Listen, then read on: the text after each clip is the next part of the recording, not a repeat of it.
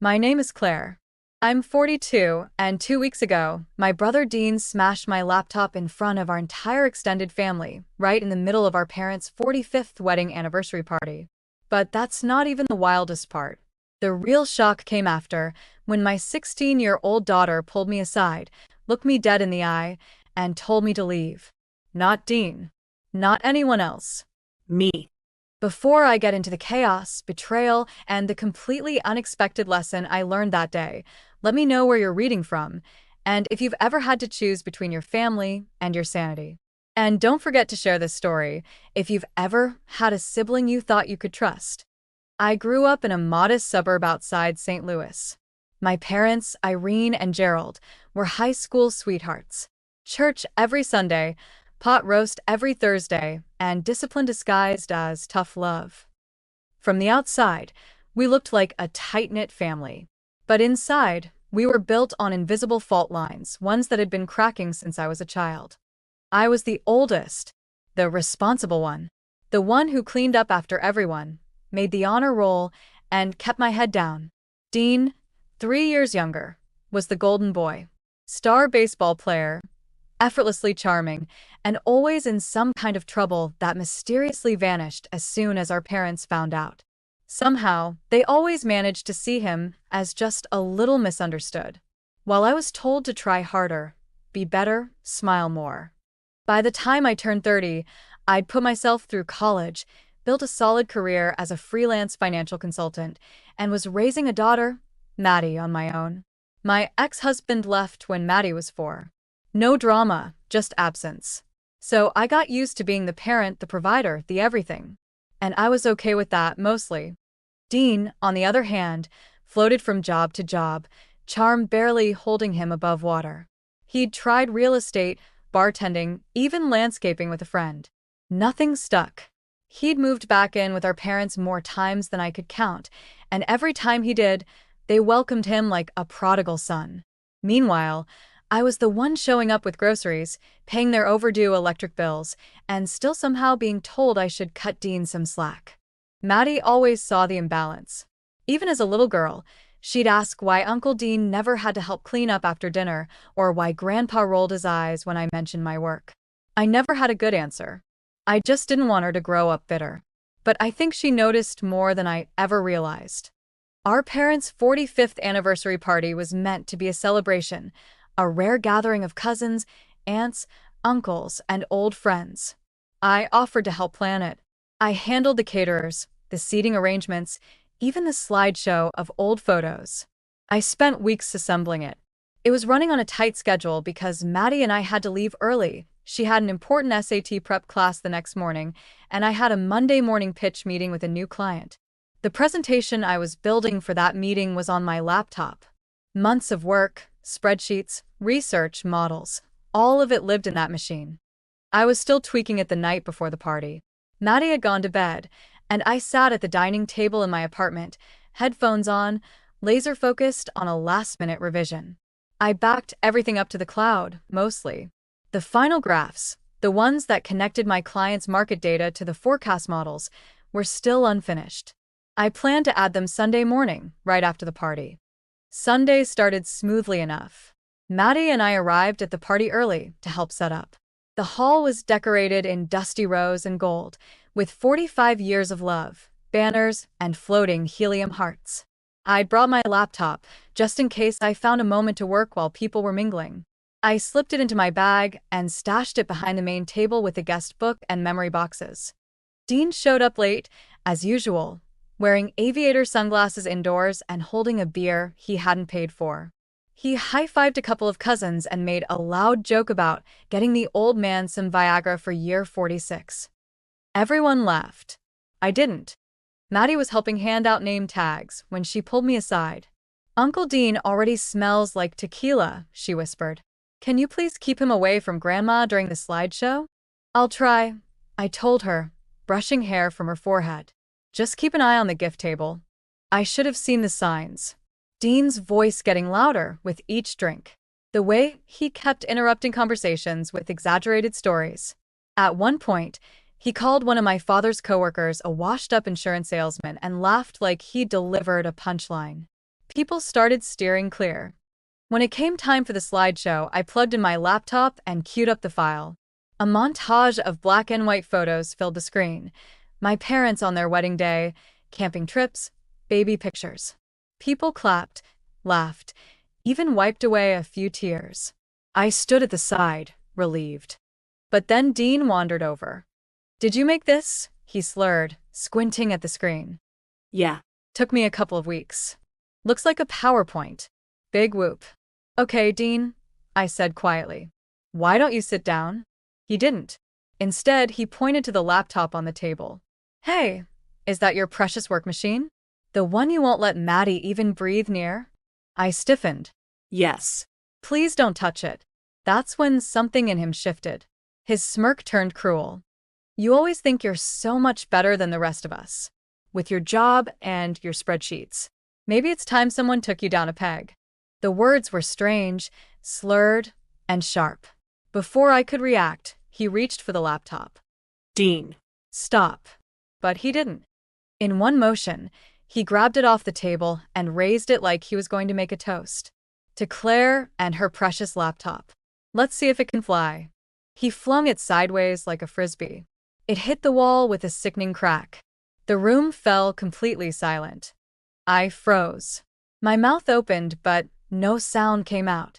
Maddie was across the room, her eyes wide. The laptop landed on the ground, corner bent, screen black. I rushed over and scooped it up. The casing was cracked. The hard drive light didn't flicker. It was dead. "What the hell is wrong with you?" I whispered, clutching the ruined machine. Dean shrugged. Relax. "It's just a laptop." "No," I said louder now. "It was my work, my livelihood. My client pitch is due tomorrow. That's months of work gone." Our parents stood nearby, looking between us.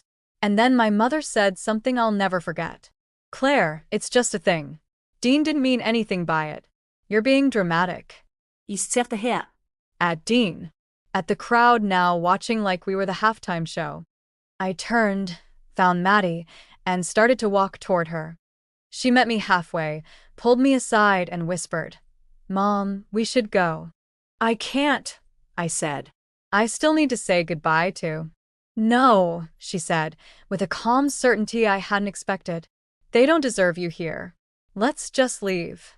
And that was the moment I realized something terrifying and liberating. My daughter saw it all. She saw how I'd been treated, how I let them walk over me. And she wanted out, not for me, from them. We walked out without another word. No dramaticudie. No apology from Dean. No one trying to stop us.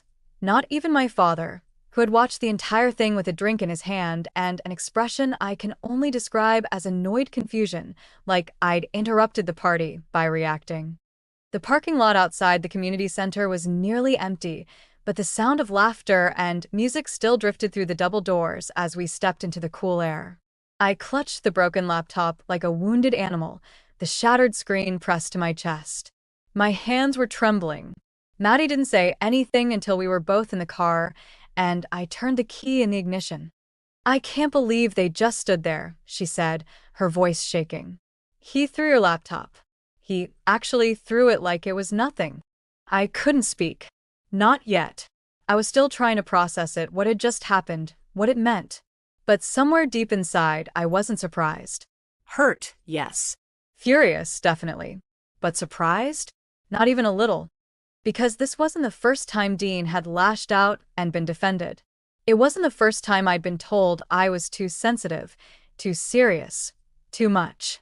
I'd spent a lifetime being told to accommodate everyone else's chaos. And now my daughter was watching it happen in real time, and she was the one saying, "Enough." When we got home, Maddie helped me take the laptop to the kitchen table.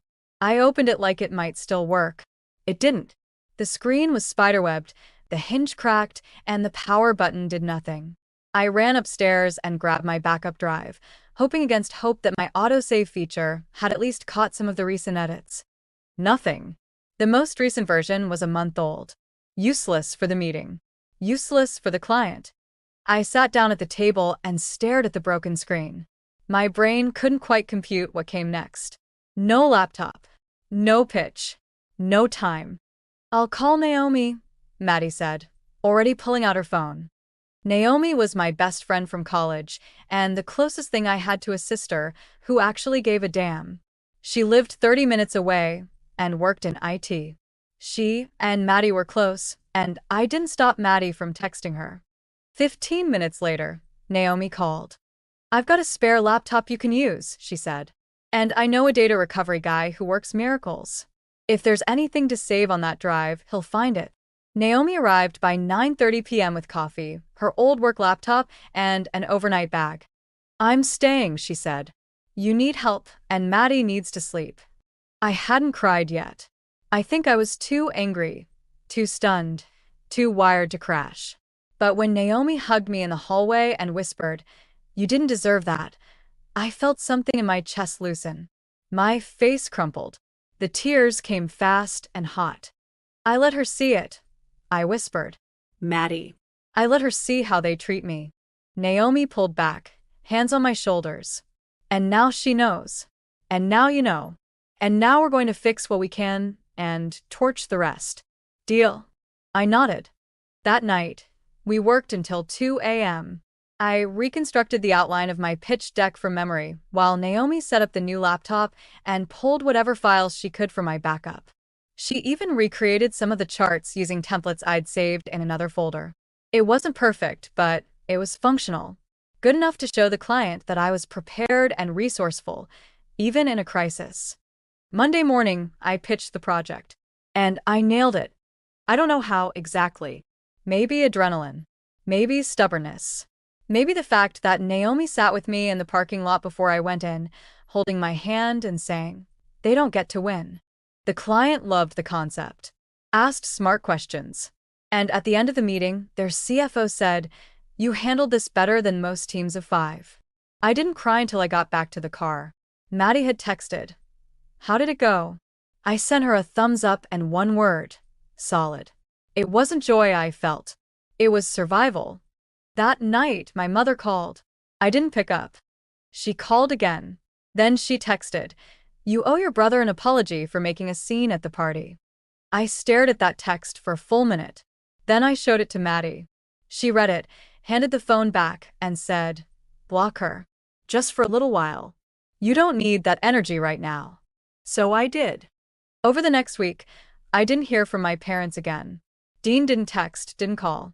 But word trickled in through cousins and family friends. They were worried about Claire. They thought maybe she was going through something. They said Dean didn't mean it. And my favorite, she's always been a little uptight. Naomi offered to help me file a small claims case. I thought about it. I really did.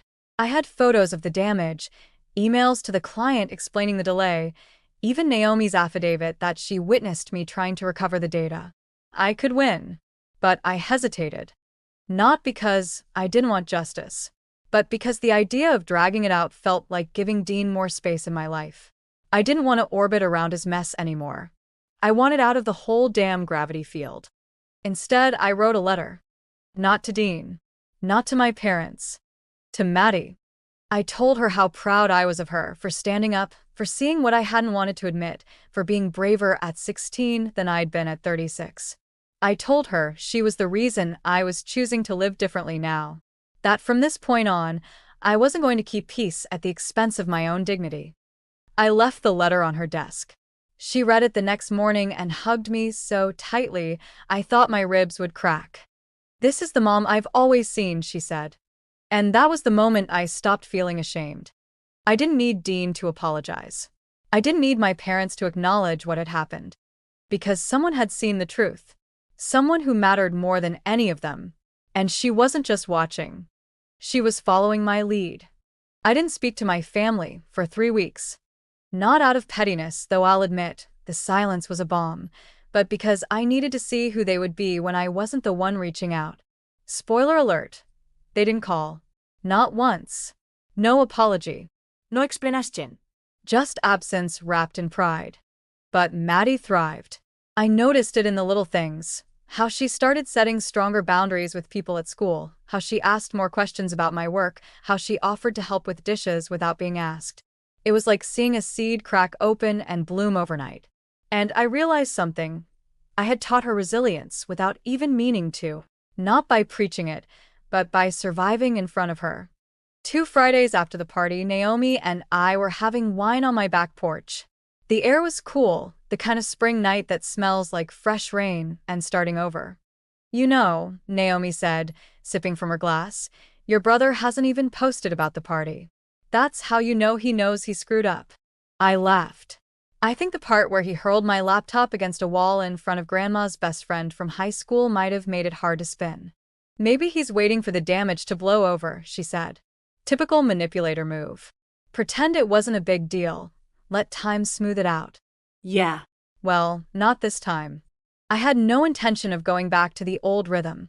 Me doing the emotional labor, smoothing over his disasters, pretending my work wasn't important just to keep the peace. The next day, I got an email from my cousin Tessa. She was hosting a small family barbecue and hoped I'd come. No drama, she promised. Just burgers, lawn chairs, and maybe a game of cornhole. Dean won't be there. I almost deleted it, but Maddie peeked over my shoulder and said, I kinda want to go. I turned to look at her. Seriously? Yeah. I want to see Grandma's face when you show up like a boss. I smirked. You just want me to flex in front of the potato salad. That too. So we went. I wore my favorite jumpsuit, the deep navy one that made me feel taller, and Maddie wore the jeans she'd just distressed herself, complete with a hoodie that read peace, not permission. When we walked into Tessa's backyard, all conversations paused for a half-second, just enough to notice. Then things resumed. My mother was seated under a canopy tent with a group of her bridge friends. She saw me, blinked, then stood up and walked over. I could see her practicing her opening line in her head. Claire, she said, forcing a smile. You look rested. Hi, Mom. She glanced at Maddie, then back to me. I wasn't sure you were coming. I wasn't either. A beat passed. Then another. She didn't apologize. I didn't offer small talk. Finally, she said, your father and Dean aren't here. They thought it might be uncomfortable. I nodded. Probably would have been. She hesitated. Your brother, he hasn't been himself lately. A lot of pressure. And I was the perfect outlet. I didn't mean that. But it's true. She sighed, pressing her fingers to her temples like I'd just given her a headache. Claire, I've been thinking. Maybe we didn't handle things right. Maybe. Another pause. Dean's been talking to Pastor Jenkins. He's considering some anger management classes. I waited for more. Oh, we're sorry. Oh, we should have stepped in. Oh, we're proud of you for handling your work despite everything. But no. Just Dean's considering. I gave a half smile that didn't reach my eyes. That's nice. Then I walked away. Tessa greeted us with genuine warmth and a big hug. You didn't deserve what happened, she whispered. I'm really glad you came. For the next hour, I sat with cousins I hadn't seen in years, laughing, catching up, and finally feeling like more than the family doormat. Maddie ran off with a group of teens to play volleyball.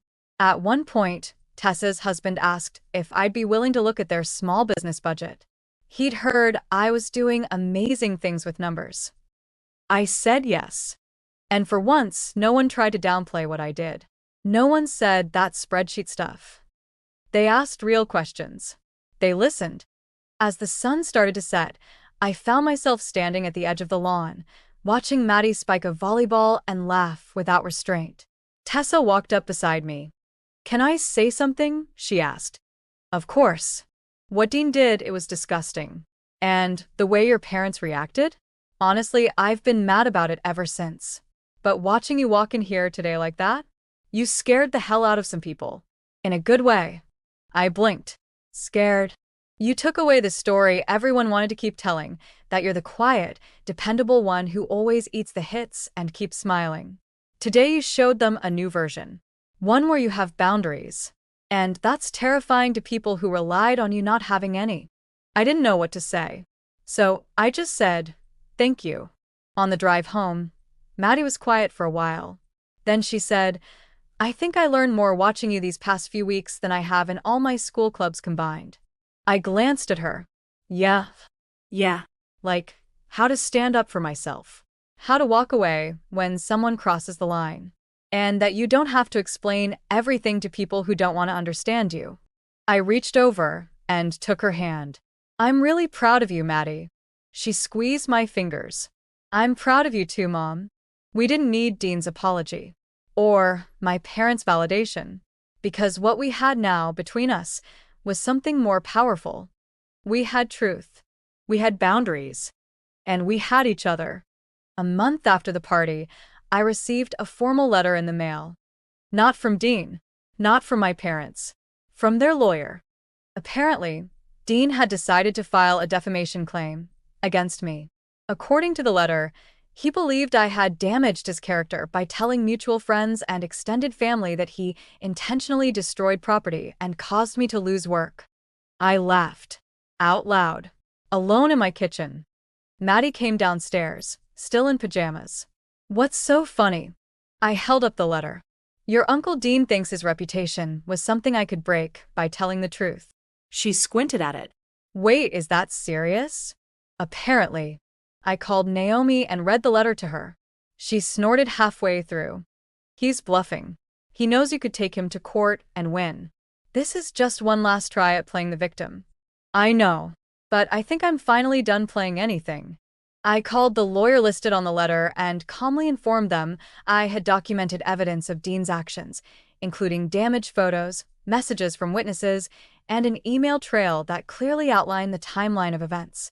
I said I would be happy to share all of it with a judge if necessary. The lawyer, who sounded like he didn't really want to be on this call in the first place, replied, I think we can consider this matter closed. And that was it. No more letters.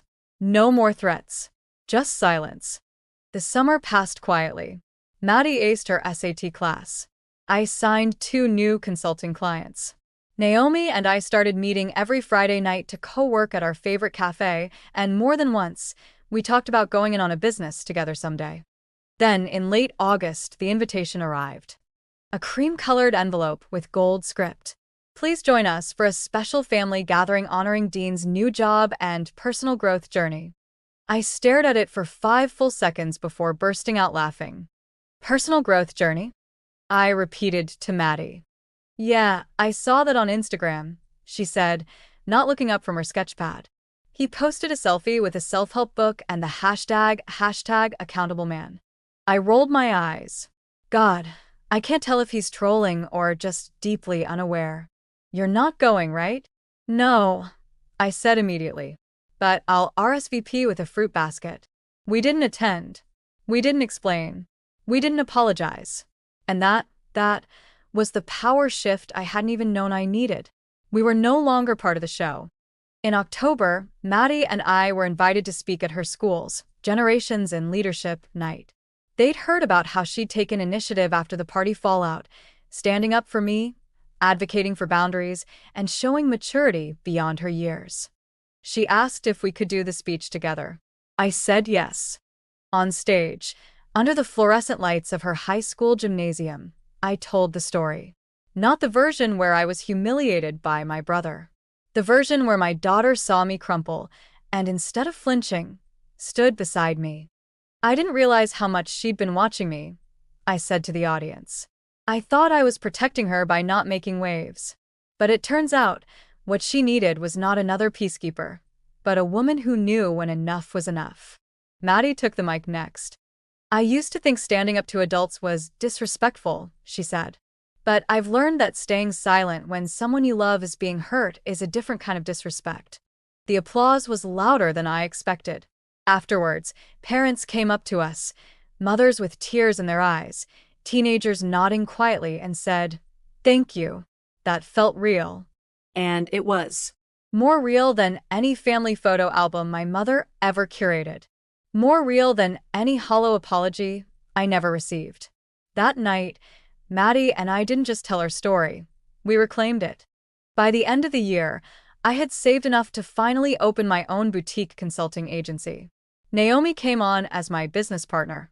We focused on women-led startups and nonprofits. It was scrappy at first, but every win felt personal. I named the agency Northlight Strategies, after the direction that gives the most consistent illumination in photography. It felt fitting. After all, I had spent years chasing the shifting spotlight of family approval. I was done with that. I wanted steady, quiet brilliance. Dean sent me a friend request on LinkedIn in December. I didn't accept it, but I screenshotted it and sent it to Naomi.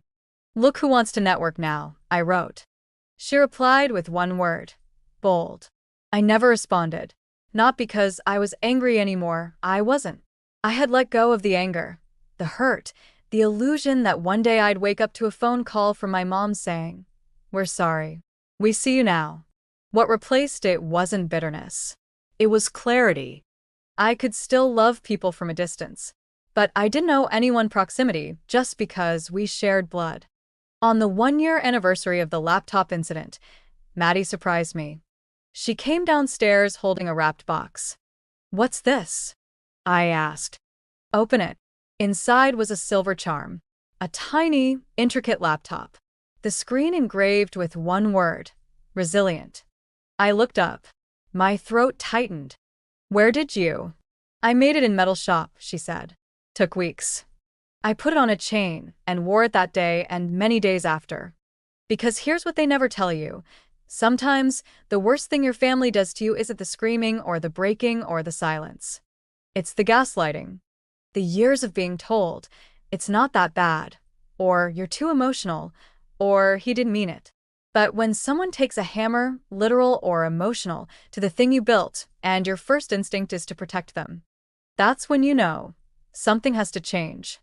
And if you're lucky, like I was, someone will stand beside you and whisper, "Let's go." So to the people reading this who feel stuck, who've been the quiet ones, the caretakers, the bridge builders between chaos and order, let this be your sign. You don't have to break anything to walk away.